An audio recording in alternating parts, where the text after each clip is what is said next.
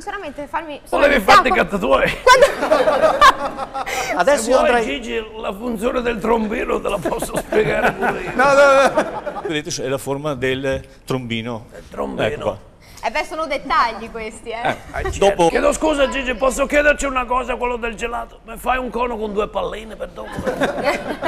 Poi mi prendo anche un aperitivo analcolico. E io ti farei ascoltare un altro, diciamo, una hit song, il grande Jim Somerville, che mi hanno, diciamo, accompagnato nella mia giovinezza fin da quando avevo l'acne.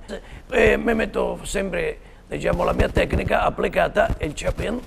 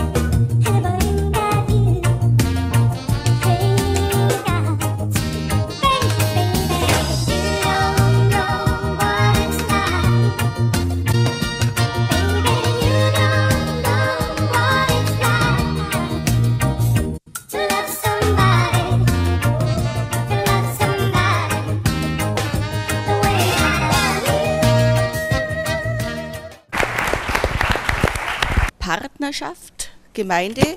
Er war damals der Vorsitzende Vereins, so eine traditionelle Badia Calavina ausgesucht. Badia Calavina l'ho capito pure io.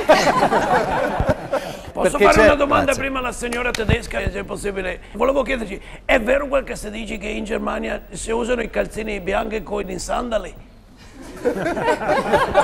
Ist es wahr, dass man in Deutschland weiße Socken mit Sandalen benutzt? Also diese Männer mag ich nicht.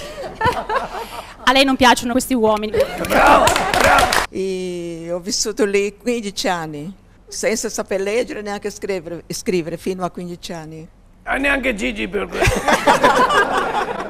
Mangiavo zucca mattina come colazione, zucca a mezzogiorno come pranzo e zucca con riso. Sei fortunata che tu almeno la zucca ce l'hai. Sono per la pace, viva la pace nel mondo e siamo tutti felici, viva la gente simpatica più che mai. Beppe Bifido, grazie Beppe, grazie Beppe.